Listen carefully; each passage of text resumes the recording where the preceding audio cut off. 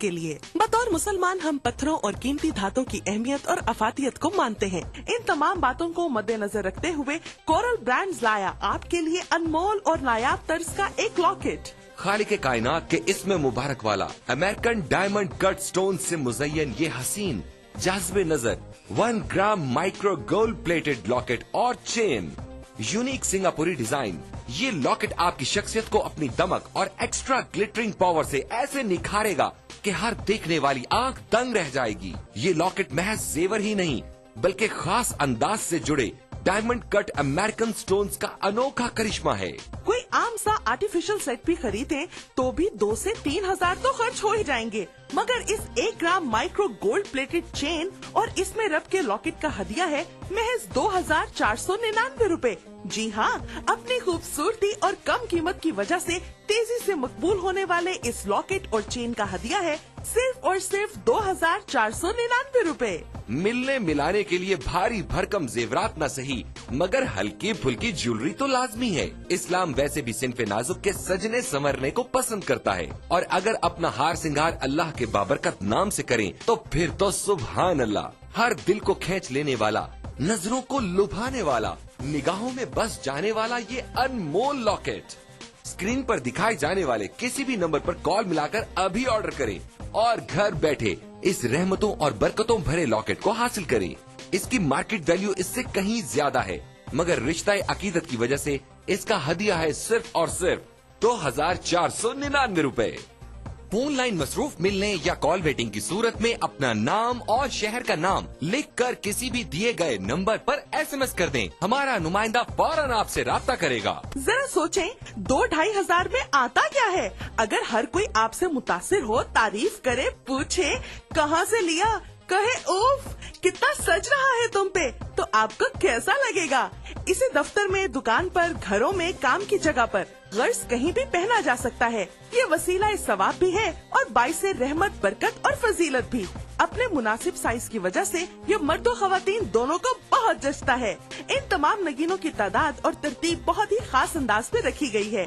इनके नायाब चुनाव में इनकी तासीर और अहमियत का बहुत ख्याल रखा गया है। Super emerging premium quality technology से 1 ग्राम गोल्ड प्लेटिंग के जरिए इस लॉकेट की बेहतरीन धात को महफूज कर दिया गया है जो सोने से भी बढ़कर शानदार और चमकदार है और इसमें जड़े white diamond cut American stones को उसी टेक्नोलॉजी पर तराशा गया है जिस पर दुनिया के अब तक के सबसे कीमती हीरो को तराशा गया है।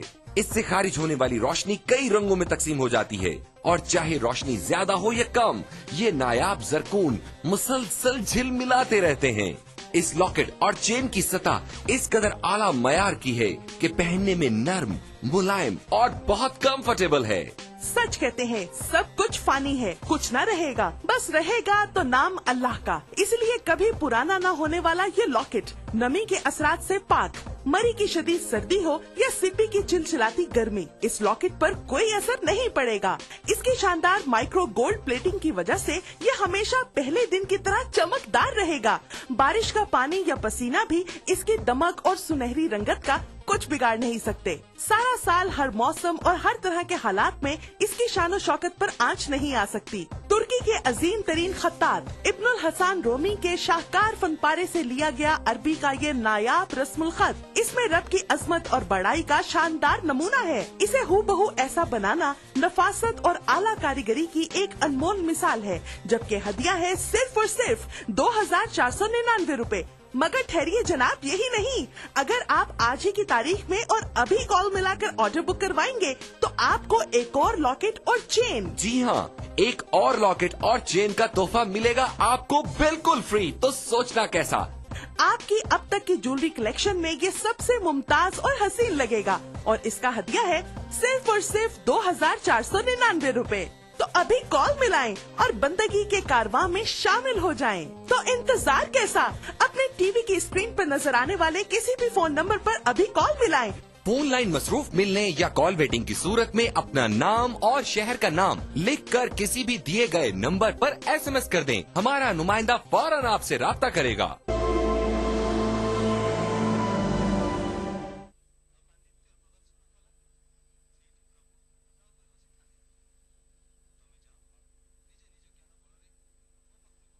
उर्दू पर अगला प्रोग्राम।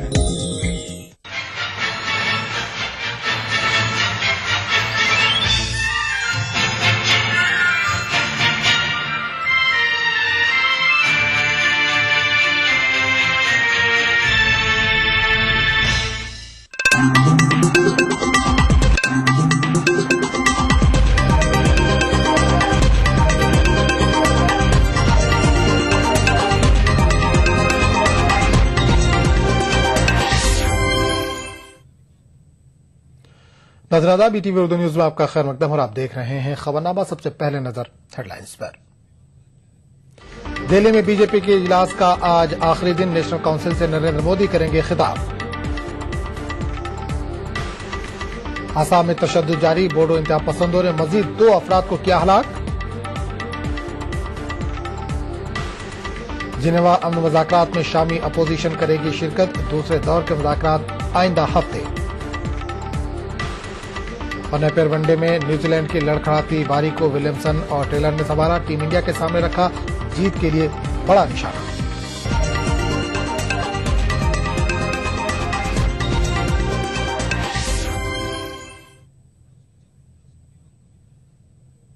और अब खबरों की तफसील। बीजेपी कौमी आमला और काउंसिल के सह-रोजा इजलास का आज आखिरी दिन है। समझा जाता है कि पार्टी 2014 आम इंतखाबात के पेश नजर करारदाद पेश कर सकती है। पार्टी की वज़ारत उज़्मा के उम्मीदवार नरेंद्र मोदी आज इजलास से खिताब करेंगे। ख्याल किया जाता है कि मोदी अपने खिताब में आइंदा इंतखाबात के लिए पार्टी कैडर के सामने खाका पेश करने के साथ साथ कांग्रेस पर पलटवार कर सकते हैं।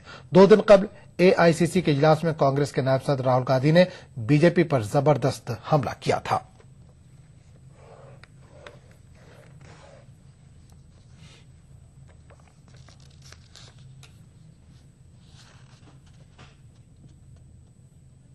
इससे कबल शनिचर के रोज बीजेपी ने मुल्क की बिगड़ती इक्तिसादी सूरत हाल के लिए यूपी हुकूमत की पॉलिसियों को जिम्मेदार ठहराया था। पार्टी के नेशनल काउंसिल मीटिंग से खिताब करते हुए बीजेपी के सीनियर लीडर अरुण जेटली ने कहा कि सिर्फ आलमी सतह पर हुए इक्तिसादी बहरान से मुल्क की मईशत पर मनफी असर नहीं पड़ा, बल्कि हुकूमत की नाआकिबत अंदेशी और गलत पॉलिसियां इसके जिम्मेदार हैं। जेटली ने मजीद कहा कि यूपी हुकूमत हर महाज पर नाकाम रही है और गुज़िश्ता 1 दहाई के दौरान मुल्क में बदउनवानी अपने उरूज को पहुंची है।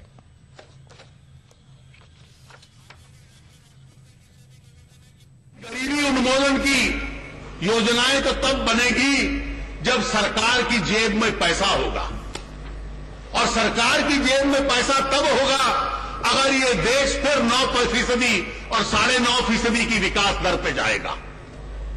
अगर 4 और 5% की विकास दर पे डॉक्टर मनमोहन सिंह की सरकार इस देश को छोड़ जाती है तो सरकार के पास कौन से साधन होंगे? आसाम में बोडो इंतहा पसंदों ने दूसरे रोज भी हिंदी बोलने वालों को निशाना बनाया। अंधाधुंध फायरिंग में 2 अफराद हलाक और 4 जख्मी हो गए। ये वाकया 2 जिलों चिरांग और उदालगुरी में पेश आए। पुलिस के मुताबिक NDFB के इंतहा पसंदों ने अपनी कार्रवाइयों में शिद्दत लाई है। दोनों अफराद को फायरिंग करके हलाक किया गया है। 2 ख्वातीन भी जख्मियों में शामिल हैं। वजीर आला तरुण गोगोई ने DGP को हिदायत दी है कि इस सिलसिले में खातियों के खिलाफ सख्त कार्रवाई करें। वादे है कि जुमे के रोज कोकराझार जिले में 6 हिंदी बोलने वालों को गोली मारकर हलाक कर दिया गया था।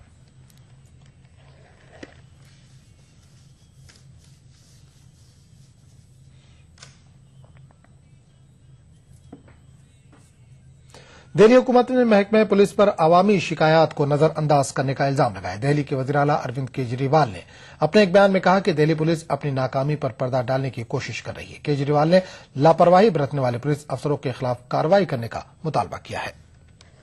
शिकायत को नजरअंदाज करने का इल्जाम लगाया है। केजरीवाल ने कहा कि रिहायशी इलाकों में गैर समाजी अनासिर की सरगर्मियां जारी हैं और गुज़िश्ता साल नवंबर में कई अवामी शिकायत मौसूल हुई है।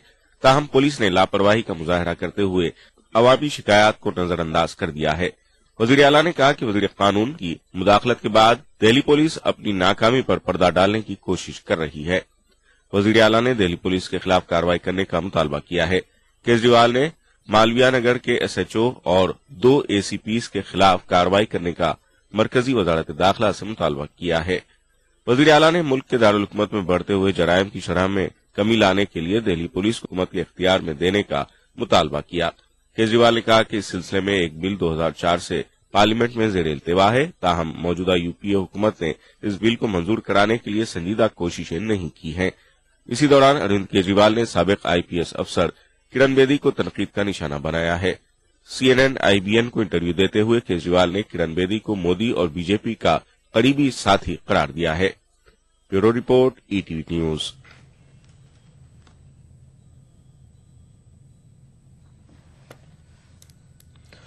अरविंद केजरीवाल ने शीला दीक्षित हुकूमत के दौर में हुई बदउनवानियों की जांच कराने के अज़्म का इजहार किया है। केजरीवाल ने कहा कि उनकी हुकूमत कॉमनवेल्थ गेम्स और दिल्ली जल बोर्ड में हुई बदउनवानियों का जायजा ले रही है। दिल्ली के वज़ीर आला का कहना है कि बदउनवानी के मामलात का जायजा लेने के बाद ही कार्रवाई की जाएगी। केजरीवाल ने कहा कि बदउनवानी के मामलात में मुलविस पाए जाने वालों को बख्शा नहीं जाएगा।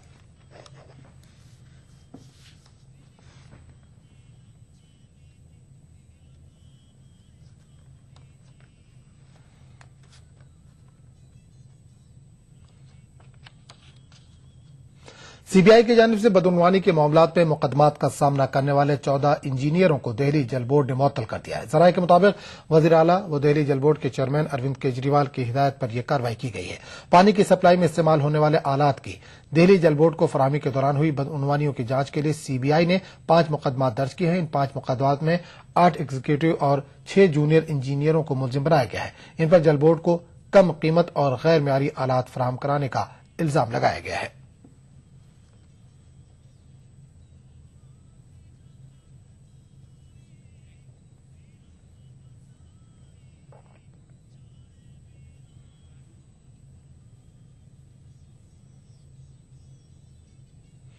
खबरनामे का सिलसिला जारी रहेगा, लेकिन एक छोटे से वक्फे के बाद। ये सिर्फ एक लोहे का टुकड़ा नहीं, जब खेतों में चला तो इसने सोना उगला, जब कंधे पे रखा तो स्वाभिमान बन गया। इस लोहे के टुकड़े से कमाया एक जमीन का टुकड़ा, एक जमीन के टुकड़े से खेत के खेत, खेतों से कमाई इज्जत। लेकिन मैंने कभी ना सोचा था कि एक दिन ये पूरे गांव को ही नहीं, पूरे देश को जोड़ेगा।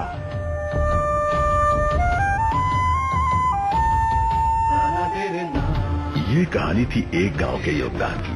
इसी तरह देश का हर गांव देगा एक कृषि औजार, जिसके लोहे को मिलाकर बनेगी दुनिया की सबसे ऊंची, किसानों के महान नेता, लौह पुरुष सरदार पटेल की प्रतिमा।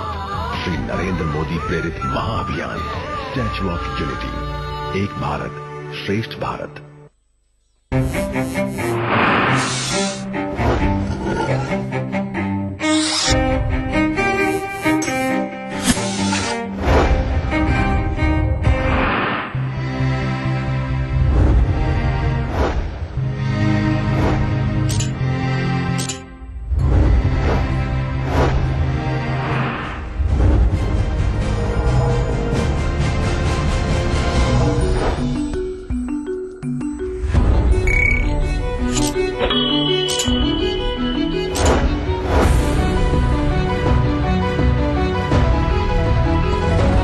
Change India. Log on to www.thinkindia.in.com.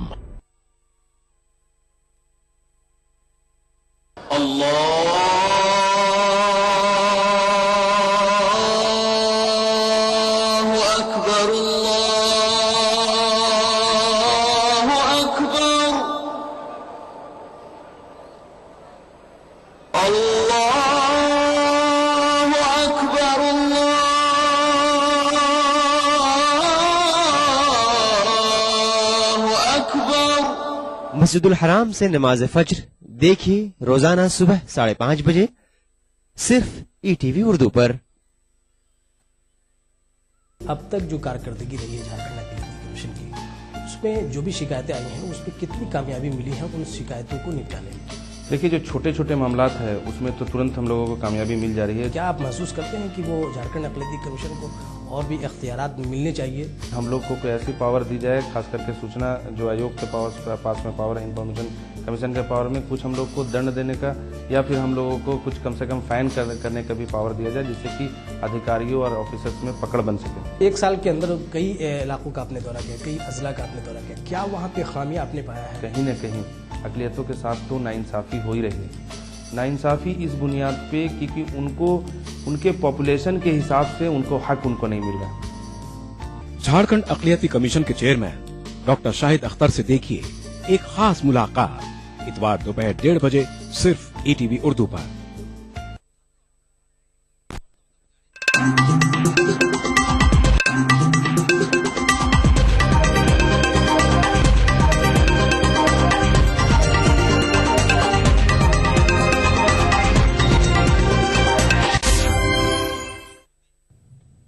ETV Urdu news में एक बार फिर आपका खैर मकदम और आप देख रहे हैं खबरनामा। नाज़रीन, एक बार फिर बता दें कि बीजेपी कौमी आमला व काउंसिल के सह-रोज़ा इजलास का दिल्ली में आज आखिरी दिन है। समझा जाता है कि पार्टी 2014 के इंतखाबात के ताल्लुक से कुछ नई करारदाद पेश कर सकती है। इस सिलसिले में बात करने के लिए हम सीधे रुख करेंगे दिल्ली का, जहां पर हमारे साथ सीधे तौर पर जुड़ गए हमारे नुमाइंदे विनीत जी। विनीत, सबसे पहले आपसे जानना चाहेंगे कि आज इजलास का आखिरी दिन है, क्या एक्टिविटी हो सकती है आज दिन भर?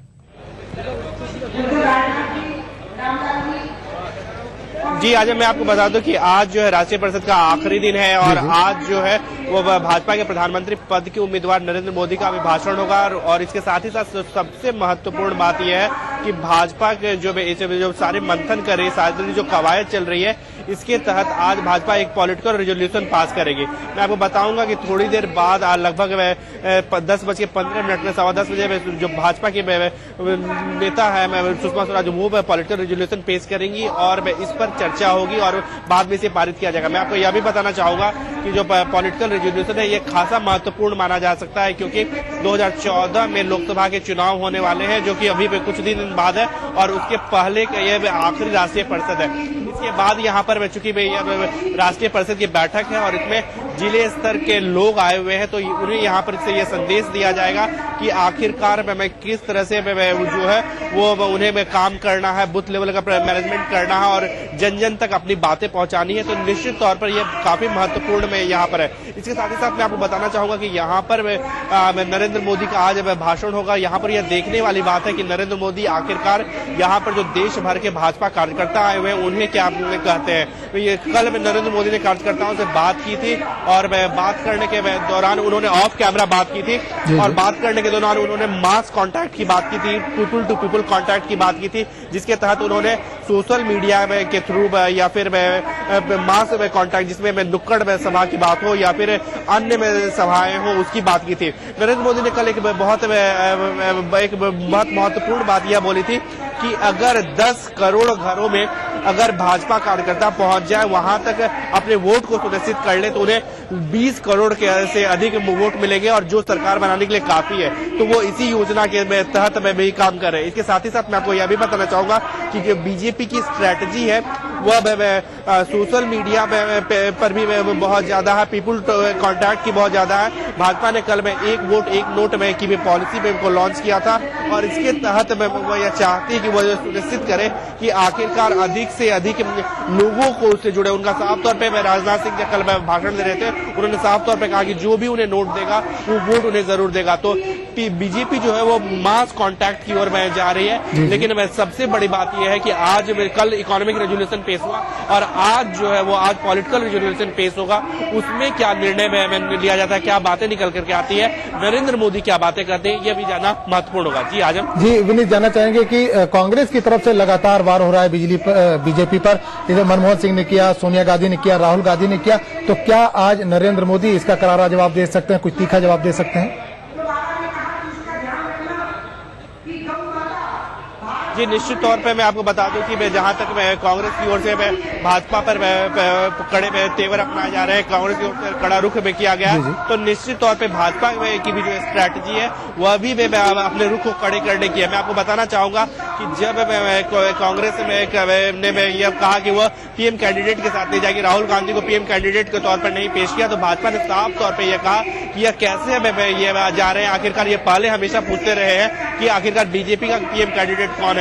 उसके बाद में नरेंद्र मोदी का नाम आता है और वहीं पर कांग्रेस जो है वो किसी कैंडिडेट का नाम ले लेती है। उसका साफ तौर पे कहना है कि वो एक ऐसे मैच खेलने जा रही है जहां पर कि वो विदाउट कैप्टन एक मैच खेलने जा रही है। इसके साथ ही साथ जब कांग्रेस ने जब आरोप लगाया कि भाजपा सांप्रदायिकता फैला रही है, तो भाजपा ने इस पर जवाबी रुख अपनाते हुए साफ तौर पे कहा कि कांग्रेस जो है वह धर्मनिरपेक्षता के पक्ष में नहीं, वह सांप्रदायिकता फैला रही है, क्योंकि उन्होंने उदाहरण देते हुए कहा कि मुस्लिम तस्दीकरण में की जो पॉलिसी है वह कांग्रेस की पॉलिसी है और इसी को लेकर के वो आगे बढ़ रही है। इसके साथ ही साथ मैं आपको यह भी बताना चाहूंगा, चाहे वो देश के प्रधानमंत्री मनमोहन सिंह का बयान हो या फिर वो एक अर्थशास्त्री है उनका बयान हो, तो अर्थशास्त्र के क्षेत्र में भी, अर्थव्यवस्था के क्षेत्र में भी मनमोहन सिंह को घेरने की कोशिश की जा रही है। सारी ये कवायद यह की जा रही है कि कैसे पूरे तौर पर प्रधानमंत्री को घेरा जाए, मनमोहन सिंह को घेरा जाए। कोल स्कैम में जहां पर वो उनका साफ तौर पर मानना है कि सीधी मनमोहन सिंह का वहां पर उसके तार वहां पर जुड़ते हैं, क्योंकि उस समय मनमोहन सिंह के पास कोल मंत्रालय था। इसके साथ ही साथ जो सरकार के विभिन्न घोटाले हैं या फिर अर्थव्यवस्था का जो हाल है, क्योंकि राजनाथ सिंह हमेशा अर्थव्यवस्था के हाल को लेकर के बयान देते रहते हैं, वो जीडीपी ग्रोथ रेट के बारे में बात करते हैं। इसके साथ ही साथ एक महत्वपूर्ण बात मैं अभी आपको बताना चाहूंगा कि बीजेपी जो है वो सुशासन की बात हमेशा करते रही है। उनका साफ तौर पे मानना है कि बीजेपी जो है वो सुशासन दे रही है, तो उनके सुशासन ऐसे है जो कांग्रेस या यूपीए की सरकार है वो करप्शन कर रही है और दूसरी ओर बीजेपी सुशासन दे रही है, और इसी का फल ये मिल रहा है क्योंकि सरकारें लगातार विभिन्न राज्यों में बनती आ रही है। तो इसी सब को लेकर के बीजेपी में प्रोजेक्ट में कर रही है और वो कांग्रेस पर चारों ओर से अपना रुख को कड़े किए हुए हैं। लेकिन आज देखना यह बात महत्वपूर्ण होगा कि जब पॉलिटिकल रेजोल्यूशन आता है, क्या कुछ आखिरकार उसमें रेजोल्यूशन आता है, और आज जब नरेंद्र मोदी भाषण देते हैं तब वो क्या बात करते हैं, और जब अंतिम भाषण जो होगा, समापन भाषण जो होगा, वो भाजपा के वरिष्ठ नेता लालकृष्ण आडवाणी का होगा, वह क्या बात करते हैं, वह किस संदेश के साथ यहाँ पर आए जो कार्यकर्ता है उन्हें भेजते हैं कि आखिरकार कि वो क्या बात लेकर के जाए, क्या संदेश लेकर के जाए और लोगों तक उसे पहुंचाए। जी विनीत, जानना चाहेंगे कि अभी जो हालिया असेंबली इलेक्शन हुए थे उसमें बीजेपी को अच्छी जीत मिली, अच्छी कामयाबी मिली, लेकिन आम आदमी पार्टी ने कहीं न कहीं इनको जश्न मनाने का मौका नहीं दिया, वो खुशी नहीं मिल पाई जो उनको मिलनी चाहिए थी। तो क्या इन 3 दिनों में कहीं न कहीं आपको उसकी कमी महसूस हुई है?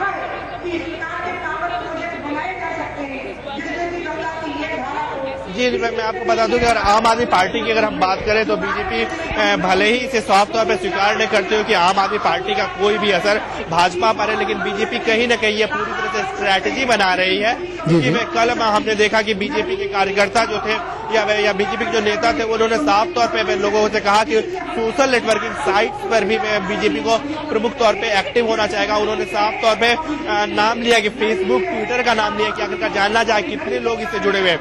इसके साथ ही साथ मैं आपको बताना चाहूंगा जो बीजेपी वोट और नोट कैंपेन चला रही है वह भी कहीं न कहीं इसी तरह से जुड़ा हुआ है। इसके साथ ही बीजेपी न्यू वोटर्स को लेकर के भी स्ट्रैटेजी बना रही है। कल पूनम महाजन ने न्यू वोटर्स को लेकर के एक पूरा खाका खींचा और बताया कि आखिरकार वो न्यू वोटर को लेकर के क्या नीति बना रहे थे। इसके साथ ही साथ मैं आपको बताना चाहूंगा, हालांकि बीजेपी चाहे वो सोशल मीडिया में जाने की बात करती हो, वो भले ही उसे आम आदमी पार्टी का नकल न बता रही हो, बोल रहे बीजेपी हमेशा से कहती रही है कि जो वेबसाइट है बीजेपी ने सबसे पहले लॉन्च किया था और अपने आप को ज्यादा टेक्नो फ्रेंडली बताने की बात कर रही है। तो वो ये बात मान तो नहीं रही है कि वो जो है उनके कारण, आम आदमी पार्टी के कारण सोशल नेटवर्किंग साइट्स की ओर जा रहे हैं, बल्कि वो ये साफ तौर पर ये बता रही है कि उनके पास वो पहले से था, लेकिन कहीं न कहीं जिस तरह से उनके पास यह तो था ही, लेकिन जिस तरह से वो उसका उपयोग नहीं कर रही थी और हालिया दिनों में उपयोग को बढ़ावा दिया, तो निश्चित तौर पे आम आदमी पार्टी का प्रभाव देखने को मिला है। जी विनीत, जानना चाहेंगे कि आम चुनाव में बीजेपी का ये टारगेट है कि 272 सीटें हासिल करें और अपने दम पर सरकार बनाए, तो क्या इस ताल्लुक से आज कोई रणनीति तैयार की जा सकती है? जी, मैं एक बार अपना प्रश्न फिर से दोहराइएगा। मैं जानना चाहूंगा, बीजेपी आम चुनाव में 272 सीटों का टारगेट लेकर चल रही है और अपने दम पर सरकार बनाने की बात कर रही है, तो क्या इस ताल्लुक से आज कोई रणनीति तय हो सकती है?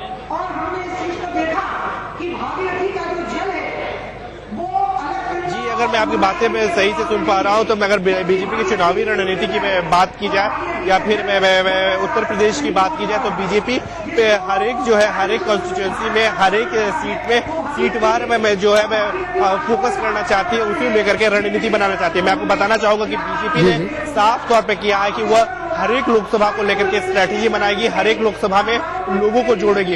उनका साफ तौर पे ये कहना था, कल नरेंद्र मोदी जब ऑफ कैमरा कार्यकर्ताओं से बात कर रहे थे, जिलाध्यक्षों से बात कर रहे थे, उन्होंने पीपुल कॉन्टैक्ट की बात की थी। एक बहुत ही इंटरेस्टिंग बात उन्होंने कही थी कि अगर 10 करोड़ हाथों में कमल का मेहंदी लगाया जाता है तो इससे बहुत प्रचार होगा कहीं न कहीं। और इसके साथ साथ उन्होंने भावनात्मक जुड़ाव की भी बात की। उन्होंने साफ तौर पे ये कहा कि अगर हम लोगों से भावनात्मक तौर पे ज्यादा जुड़ते हैं तो इसका ज्यादा फायदा मिलेगा। उन्होंने यह भी कहा कि बहुत महत्वपूर्ण नहीं होता है कि टीवी पे क्या डिबेट होता है, फिर अखबारों में क्या एडवर्टाइजमेंट लिया जाता है, महत्वपूर्ण यह होता है कि आखिरकार बूथ पर कितना मैनेजमेंट में किया जाता है। उन्होंने साफ तौर पर कहा कि जीत जो है वो बूथ से शुरू होता है और हमें जो है उसी पर फोकस करना चाहिए। जी विनीत, इस तमाम जानकारी के लिए आपका बहुत बहुत शुक्रिया। थे दिल्ली से हमारे नुमाइंदे विनीत, जो बीजेपी का कौमी आमला और काउंसिल का जो सरोजा इजलास चल रहा था उस ताल्लुक से हमें जानकारी दे रहे थे। सरोजा इजलास का आज आखिरी दिन है और आज नरेंद्र मोदी इस इजलास से खिताब करने वाले और कुछ बड़े फैसले लिए जाने की उम्मीद है। नाज़रीन, खबरनामे का सिलसिला जारी रहेगा लेकिन एक छोटे से वक्फे के बाद। दक्कन की हर छोटी बड़ी सरगर्मी पर हमारी नजर, लेकिन आप तक पहुंचाते हैं सिर्फ वो खबर जो करे आपको बेदार। सियासत के गलियारों से रोजमर्रा की जिंदगी, दक्कन के गोशे गोशे से आप तक खबरें पहुंचाता दक्कननामा, रोजाना शाम 6:30 बजे।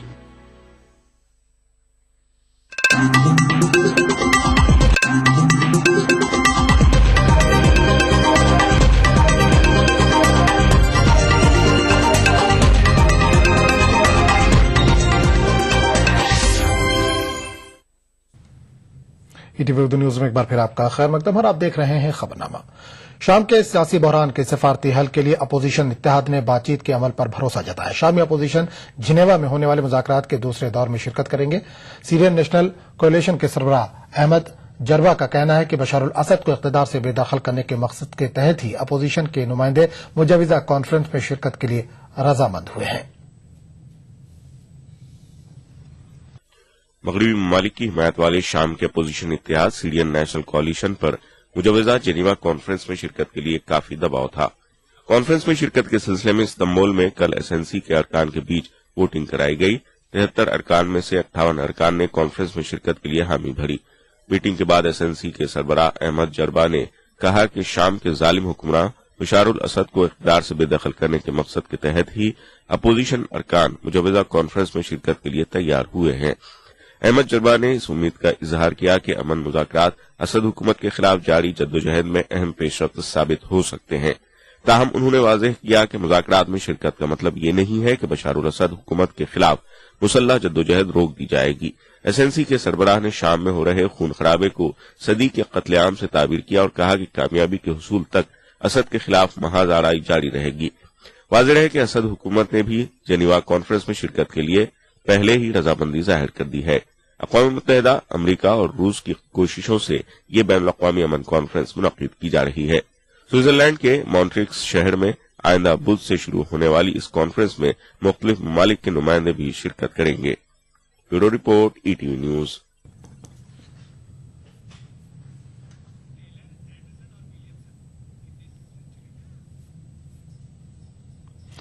नेपियर वनडे में न्यूजीलैंड ने टेलर, विलियमसन और एंडरसन की 9 सेंचुरी की बदौलत टीम इंडिया के सामने बड़ा निशाना रखा है। शामी ने न्यूजीलैंड को शुरुआती झटके दिए और सलामी बल्लेबाजों को सस्ते में चलता किया, लेकिन इसके बाद विलियमसन ने टेलर के साथ मिलकर बारी की मरम्मत की। दोनों के बीच 120 रनों की साझेदारी हुई। 153 के मजमूई स्कोर पर विलियमसन को जडेजा ने चलता किया। फिर जल्द ही टेलर भी शामी की गेंद पर पवेलियन लौटे। विलियमसन ने 71 और टेलर ने 55 रन बनाए। न्यूजीलैंड ने हिंदुस्तान के सामने जीत के लिए 293 रन का निशाना दिया है।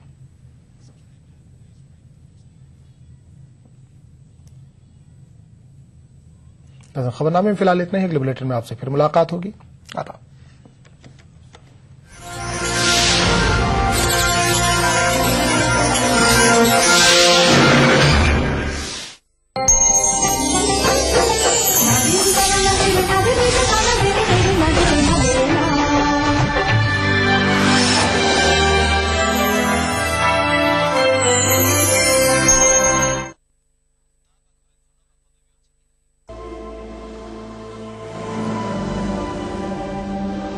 इंसान सदियों से जेवरात इस्तेमाल कर रहा है अपनी जीनत और शख्सियत के निखार के लिए। बतौर मुसलमान हम पत्थरों और कीमती धातों की अहमियत और अफादियत को मानते हैं। इन तमाम बातों को मद्देनजर रखते हुए कोरल ब्रांड्स लाया आपके लिए अनमोल और नायाब तर्ज का एक लॉकेट। खालिक कायनात के इसमें मुबारक वाला अमेरिकन डायमंड कट स्टोन से मुज़य्यन ये हसीन जाज़्बे नजर 1 ग्राम माइक्रो गोल्ड प्लेटेड